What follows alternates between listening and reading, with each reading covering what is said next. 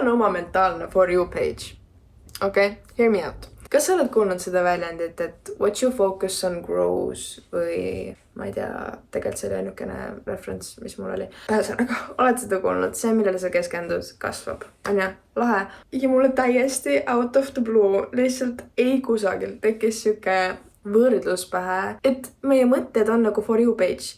Kui sa hakkad nendele keskenduma, siis sa hakkad märkama, et sealt tuleb igasugust jama alguses ette. Sa oled nagu, wow, ma ei taha seda näha tegelikult ja mulle tegelikult see siuksed asjad ei meeldi ja kui ma seda mõtet näen või seda videot näen, siis ei tekita mu eriti head tunnet. Super. Põnev osa tuleb lihtsalt seal sisse. Et kui sa vaatad oma seda mõtete for you page ja scrollid seal, see, millega sa interaktid, see, millal sa like'id või kommentaari paned ja annad sellele oma energiat, on see, mida sa hakkad rohkem nägema. What you focus on grows. See on lihtsalt for you page. Ja kas see ei pane mõtlema, et kõik on lihtsalt sama universumis. Need asjad, mis eksisteerivad siin. Meil on for you page peas, meil on for you page telefonis. See on tegelikult täpselt sama asi. Crazy! Ja teine asi, mis mul tekkis mõttes. Ma olen selle peale hästi palju mõelnud, et kui me mõtleme emotsioonidest, siis me jagame need positiivseteks ja negatiivseteks. Negatiivne on nagu halb ja positiivne on nagu hea. Kui me mõtleme halb, siis meie keha tahab seda resistida ja sellele vastu hakata. See tähendab seda, et me ei taha seda tunda, aga siis tegelikult tekib siuke lumepalli efekt, sest et selleks, et tunnet vabastada, me peame seda tundma. On ju, kõik tunded on ikkagi tundmiseks. Nii et selline liigendamine tegelikult ei ole meile kasulik. Ja mul tekkis idee. Okei, ühesõnaga, hear me out. Mis siis, kui me läheneksime oma emotsioonidele selle mõttega, et kas see emotsioon on stagnantne, põhimõtteliselt liikumatu, koha peal kinnine. Kui me tunneme mingit tunnet, mis on stagnantne, ma tegin sellest just esikeelse sõna, siis meie keha rohkem shutdownib. Mul on täna siuke ingliskeelne spread, mul lihtsalt tuleb otsa siit, ma üldse ei filtreeri ka praegu. Siis meie keha shutdownib, me tunneme, et me ei jaksa midagi teha, meil on raske tunne, me ei jaksa liigutada, me tahaks lihtsalt olla. Ühesõnaga siuksed tunded, mis panevad sind tundma, et sa ei suuda mitte midagi teha, et sa oled väsinud, et sa ei taha liigutada, et sa oled raske. Stagnantne tunne. Teised tunded on liikuvad tunded. Need tunded, mis panevad meid tahtma liikuda. Et kui me tunneme mingit stagnantset tunnet, mis tahab meid koha peal hoida, siis selle läbi tundmiseks ongi kõige tähtsam liikumine. Kõik emotsioonid igatsevad seda, et neid tuntaks.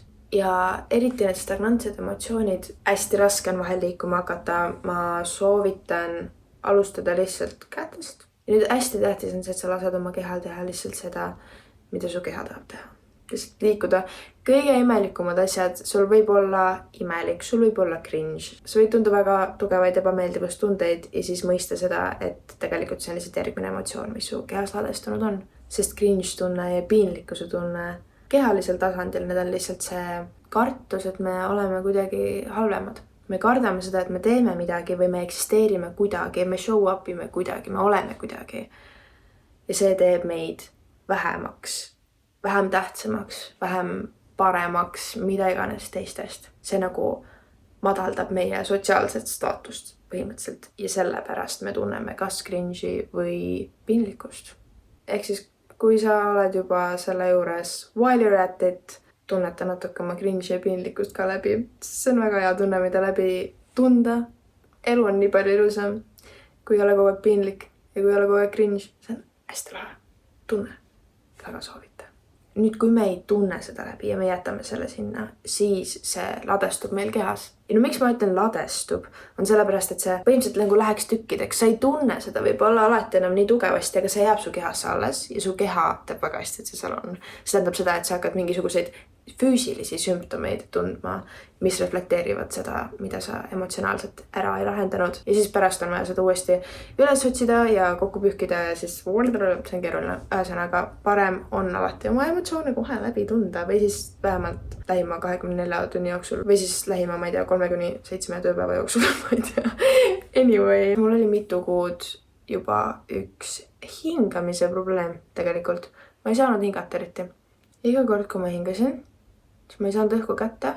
Iga päev see tekitas mulle nii suuri raskuseid ja lamasin siin, tunnetasin oma asju läbi, ma tegin päris palju inner child sisemise lapse tööd täna ja ma ei mäleta, mis mõte see oli.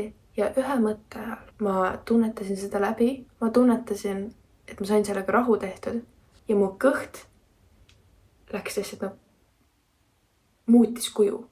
Järsku ma hingasin, mu keha ei ole mingi 6 aega sellist liigutust teinud, nagu ta praegu tegi.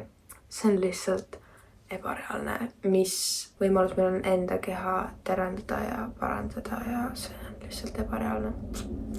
Ühesõnaga soovitan endasse investeerida oma aega ja energiat, korrasta oma For You page ja õpi oma keha kuulama. Aitäh sulle, et sa siin minuga olid. Võib-olla me saame praegu võtta koos kõige sügavama hingetõmbe, mis sa oled täna võtnud. Mis sa arvad?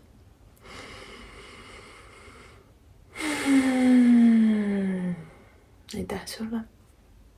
Saadan sulle hästi palju kallisid ja soojust. Näeme järgmine kord. Ciao.